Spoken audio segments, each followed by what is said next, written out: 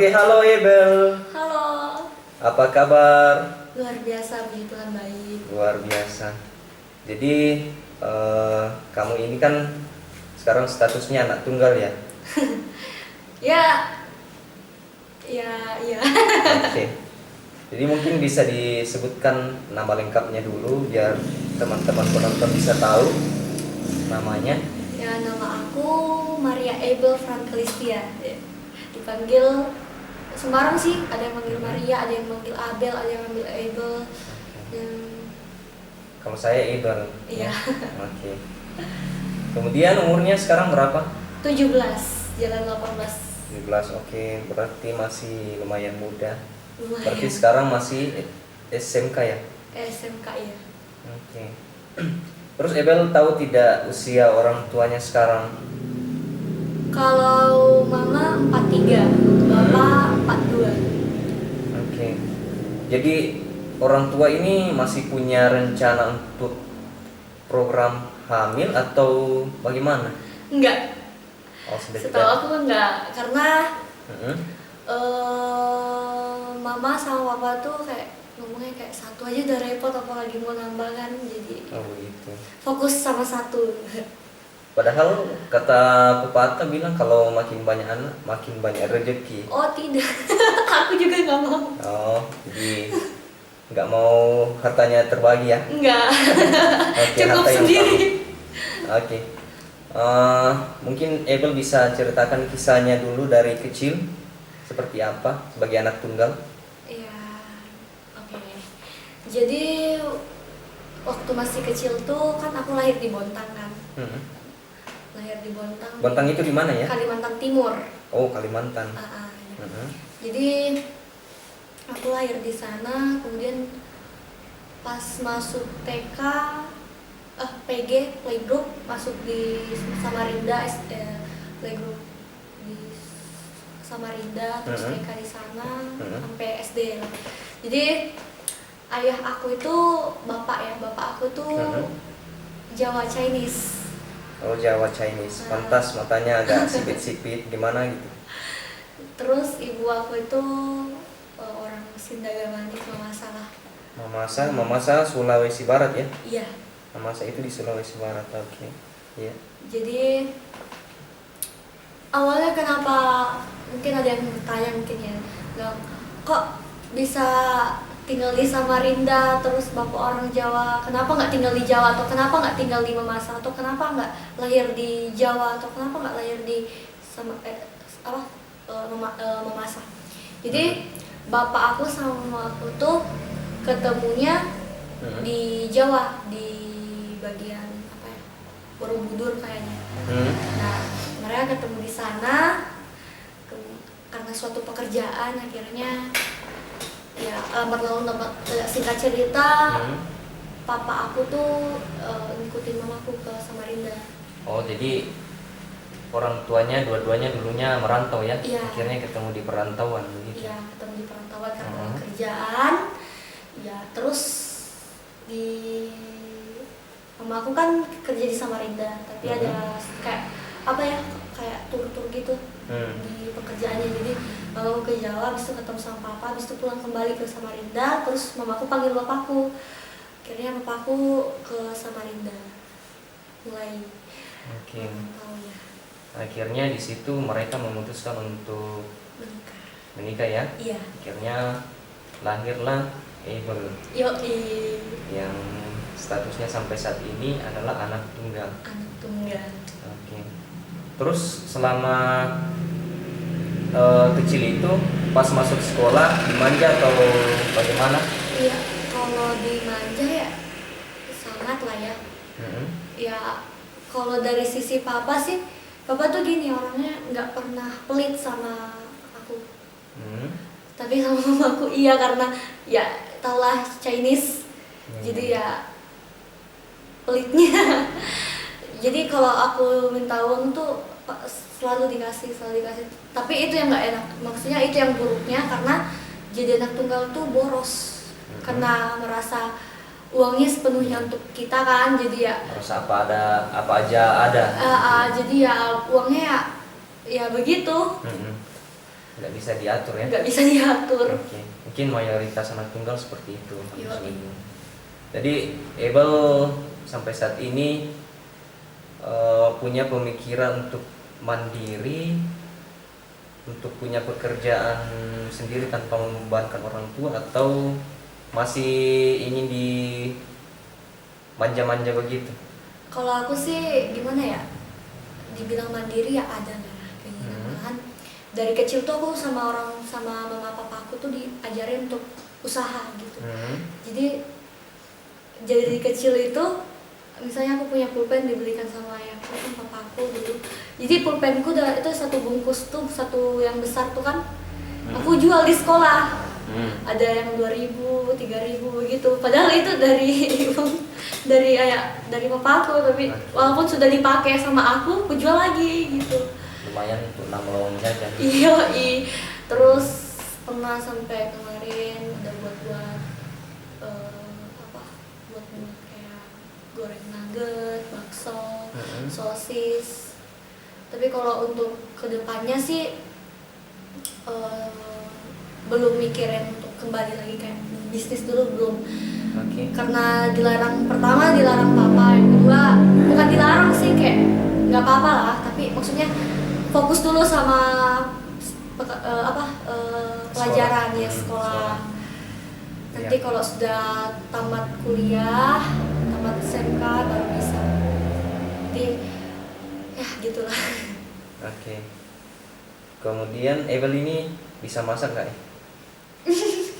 Kalau dibilang bisa masak atau enggak ya, baru belajar lah. Amannya. Goreng ikan bisa? Ya bisa lah. Kalau masak sayur bisa? Masak sayur bisa, karena aku orangnya vegetarian, jadi harus bisa. Iya. Terus airnya nggak sampai hangus ya? Enggak. Itu kalau airnya sampai hangus pas dimasak itu kan bahaya. Bahaya. Oke. Terus sebagai anak tunggal pasti ada suka dukanya toh? Ada lah.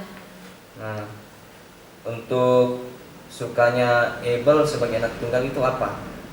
Sukanya ya pertama, sukanya tuh kayak misalnya mau beli sesuatu kan, ya pasti langsung, bukan langsung sih, pasti langsung dikasih lah. Misalnya, "Ma, aku nggak ada tas nih, gini-gini, tasku robek begini-gini," biasa lah. Atau bosen lihat tas yang gini-gini, terus bilang, "Oh ya udah, nanti dibeliin." 2 minggu kemudian betul, atau seminggu kemudian betul dibeliin. Pokoknya ya masalah gituan ya diperhatiin. Terus ya sukanya apalagi ya? Apalagi coba? Sukanya ya itu, kembali lagi hartanya cuma milik sendiri. Iya, hartanya cuma untuk Abel. Iya. Oke. Kemudian yang tidak disukanya sebagai anak tunggal itu, dukanya sebagai anak tunggal. Ya, yang pertama kalau misalnya ngerjain sesuatu kan, kayak misalnya disuruh-suruh, ya pastilah semua orang tua nyuruh anaknya ya kan. Ya kadang kan ada di titik kayak apalagi aku masih labil kan, pasti ada kayak magerannya. Jadi kalau bisa disuruh kan, kalau orang-orang lain tuh kan bilang misalnya beli ini langsung pergi, atau enggak beli ini langsung suruh adik atau kakak. Kalau aku enggak mau suruh siapa lagi kan, kayak ya haruslah dikerjain gitu. Terus nggak enaknya juga tuh karena anak pertama dan terakhir mungkin. Jadi ya semuanya harus diatur sama orang tua, dari cara dari cara berpikir kita, dari prinsip kita, pokoknya harus diatur semua sama orang tua. Kayak kemarin tuh kan kayak mau masuk SMK gitu, SMA atau SMK, jadi mamaku yang suruh. Padahal cita-citaku jadi psikologi, tapi disuruh masuk SMK gitu. Di SMK jurusan apa? Jurusan bangunan. Bisnis konstruksi dan properti. Oke. Iya, mungkin juga karena saya juga anak tunggal ya. Iya. Itu dukanya juga kadang itu kita kayak disuruh untuk mengikuti kemauan semua orang orang tua. Betul, betul, betul. Apapun harus kita bisa lakukan. Betul. Macam saya kan cowok ya, Iya. itu kan biasanya harus bisa dikerjain semua, macam masak, cuci piring, cuci baju. Nah, itu kan mungkin Abel juga seperti itu ya. Iya, ada juga tambahan. Nggak bagusnya juga jadi anak tunggal tuh, kan ada bagusnya dan enggaknya. Jadi nggak bagusnya tuh jadi anak tunggal tuh karena kalau dari aku karena manja kan. Jadi cuci baju tuh masih masih bukan sendiri. Ada lah cuci. Iya, ada lah sesekali cuci baju sendiri, tapi ya karena anak tunggal manja jadi Iya. Oke. Terus ini ada lagi, jodoh itu orang tua yang atur atau dikasih kesempatan untuk cari sendiri, kriterianya? kalau dari mamaku tuh orangnya kayak ya kalau masalah jodoh mah ya terserah kamu, yang penting cocok, yang penting seiman, yang penting ya orangnya baik ya kan. Ya klop lah sama aku ya, kenapa tidak. Tapi kalau dari ayah aku, dari papa aku ya mungkin adalah satu kayak kriterianya dia juga. Dari mama aku juga sebenarnya ada, tapi ya gitulah. Jadi artinya kriteria orang tua sudah tentukan ya? Iya, 50% kriteria sudah 50% dari orang tua, 50% ya diserahkan lagi kepada aku cocok atau enggak gitu. Oke. Jadi ini ceritanya 50-50. Iya. Tidak sepenuhnya sama Abel, tidak sepenuhnya juga sama orang tua ya? Betul. Oke. Kemudian yang berikut, anak tunggal itu kan cuma sendiri. Nah, kamu itu selama di rumah merasa kesepian atau bagaimana? Kalau dibilang merasa kesepian sih enggak. Karena aku memang orangnya suka sendiri, kayak lebih tenang sendiri gitu. Kalau misalnya banyak orang, ya memang sih ada juga. Maksudnya kayak enak juga kumpul-kumpul begitu sama teman-teman. Ya, iya, tapi kalau maksudnya kok di rumah itu kan nggak suka keramaian. Aku tuh orangnya kayak kalau misalnya ramai itu biasa pusing. Jadi ada juga di titik dimana suka rame, jadi ada juga titik suka sepi. Jadi kalau dibilang sering kesepian sih enggak. Kalau misalnya merasa pengen keluar atau mau pengen bicara sama orang, ya tinggal ke rumah temen aja kan. Nah, betul. Jadi iya, perasaan kesepian itu enggak ada ya? Enggak ada. Abel ini suka bergaul ya? Iya. Iyalah, sebagai makhluk sosial yang normal ya pastilah. Cuman kan terkadang itu ada orang yang susah dalam bergaul. Kalau Abel ini gampang bergaul atau tidak? Aku tuh orangnya gampang tapi sensitif. Jadi aku tuh orangnya cepat baperan gitu. Maksudnya kalau misalnya saya lagi bicara gini, terus kayak ada nada-nada kayak keras gitu, kayak langsung kayak gimana kayak langsung kayak dipendem gitu kan, kayak dijauh gitu. Ya intinya kalau dibilang bergaul mah ya gampang bergaul, cuman agak sensitif. Jadi cepat akrab sama orang-orang baru ya? Iya. Jadi Abel ini nantinya ketika kuliah akan pergi merantau atau tinggal dekat kuliah dekat orang tua? Kalau dibilang gimana ya kejawabnya? Kalau untuk sekarang ini kuliahnya nanti maunya ke papa di Samarinda. Maunya. Walaupun nggak bisa lepas sama mama, tapi harus diusahain.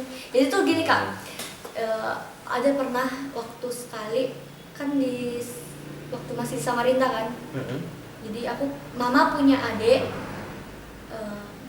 mama punya adik, dia itu tinggal di Balikpapan. Nah dia panggil aku, ayo liburan di Balikpapan yuk. Nah, terus kayak kata yang mama aku, ya udah biarin aja ya kan, sama tantenya juga. Jadi aku pergi ke sana, ke Balikpapan. Terus pas di sana baru seminggu nih di Balikpapan langsung sakit, panas parah gara-gara sakit ya, cuacanya mungkin berubah karena di mama masakan dingin. Gara-gara enggak sih, gara-gara lepas dari mama. Kan mama kan di Samarinda, aku di Balikpapan. Jadi ya karena lepas mungkin kayak gimana gitu kan. Itu karena beban pikiran. Mungkin. Beban pikiran. Terus lucunya lagi pas tante aku nelfon mamaku, mamaku suruh bilang coba tempelin di telinganya. Pas aku bicara sama mamaku langsung panasnya turun. Panasnya turun, jadi tegangannya agak reda sedikit. Jadi susah sih kalau lepas sama papa mah ya bisa ya. Enggak ya gitu. Kalau lepas sama mama, aduh. Betul. Susah. Jadi kalau kuliah harus diusahain supaya lepas. Jadi memang ya, sebagai anak tunggal ini harus betul-betul serba bisa dan harus dipantau tiap saat. Betul. Mama atau bapak suka nelpon dalam sehari berapa kali? Kalau misalnya berjauhan? Kalau mama, tergantung sih. Kalau mama tuh dalam sehari ya, kalau enggak angkat teleponnya ada 20-an, 30-an. Itu memori enggak full ya? Sampai 20 gitu. Iya, karena gini ya kak, aku nih sama ya mungkin bukan cuma anak tunggal aja kali ya, tapi semuanya. Aku nih kalau misalnya pergi nih keluar, sampai di sini tuh harus ngabarin dia dulu. Iya. Betul. Harus detail. Kalau enggak dia nelpon terus, sudah sampai di mana, sama siapa. Kalau misalnya aku bilang misalnya nih sama berdua sama cowok walaupun cuma teman, pasti dia bilang nggak boleh begini, pokoknya langsung disuruh pulang gitu. Pernah satu kali temanku cewek, terus aku mau jalan lah sama dia, biasalah pergi main-main gitu kan. Terus baru sampai depan rumahnya diteleponin, sampai di mana? Bilang di jalan. Dia bilang di jalan di mana? Mau jemput teman, mau jalan gitu, pulang gitu kan. Terus bilang enggak, pulang sekarang. Baru langsung ditutupin teleponnya. Bahaya itu. Langsung kan kalau aku dikasih begitu langsung takut gitu kan, takut dimarahin, jadi langsung pulang. Padahal baru sampai di depan rumahnya teman, langsung balik. Apalagi cewek kan. Aku aja ini cowok hampir sama kayak kamu, pantau hampir 24 jam. Itu kalau ada sesuatu keluar rumah misalnya itu harus kasih kabar dulu kayak yang kamu bilang. Betul. Nah ini aku sebagai anak tunggal cowok, bagaimana kalau anak tunggal cewek yang begitu ya bisa dibilang lebih rawan lah dibandingkan cowok ya. Iya. Nggak bisa dibayangkan itu parahnya. Jam 5 aja kak, nggak pulang belum pulang tuh kan, diteleponin terus sampai pulang jam 5. Bagaimana kalau jam 5 ke atas? Iya. Barang jam 10, jam 11. Okay. Ya gitulah. Jadi mungkin itu loh beberapa pertanyaannya dari channel kita ini sebagai anak tunggal, dan saya juga sebagai anak tunggal sebagian besar apa yang kamu alami itu saya juga alami, cuman bedanya kamu itu cewek, saya cowok. Betul. Tapi kayak protektifnya itu orang tua dari anak tunggal itu sama, hampir sama, dan entah dengan anak tunggal yang lain karena kan baru Abel yang kita wawancarai. Dan kita nggak tahu bagaimana perilaku dari anak-anak tunggal yang lain. Betul. Ya semua orang tua kan punya didikannya mereka masing-masing kan. Ya. Semua orang juga punya karakter mereka, tunjukkan kasih sayang mereka tuh kan yang bermacam-macam. Ada orang tua yang cuek tapi sayang, ada orang tua yang overprotective, posesif sekali sama anaknya. Betul. Tapi pada umumnya semua orang tua mah semuanya semuanya rata-rata yang kuliah mah posesif semua. Kecuali kalau misalnya kita melakukan kesalahan gitu kan, terus nggak mau dibilangin ya cuek aja. Oke, Bel, terima kasih atas informasinya. Iya. Semoga yang dengar video kita ini juga mendapat beberapa motivasi juga. Sebagai anak tunggal ya memang harus terima kenyataan Betul. bahwa kita ini adalah harapan orang tua. Jadi janganlah menyanyiakan kehidupan sebagai anak tunggal. Kiranya kita bisa lebih berguna pada orang tua, ya kan? Karena kita ini memang ya kayak batu inilah, batu ya ibarat berlian lah begitu, ibarat berlian dan satu-satunya yang dimiliki orang tua.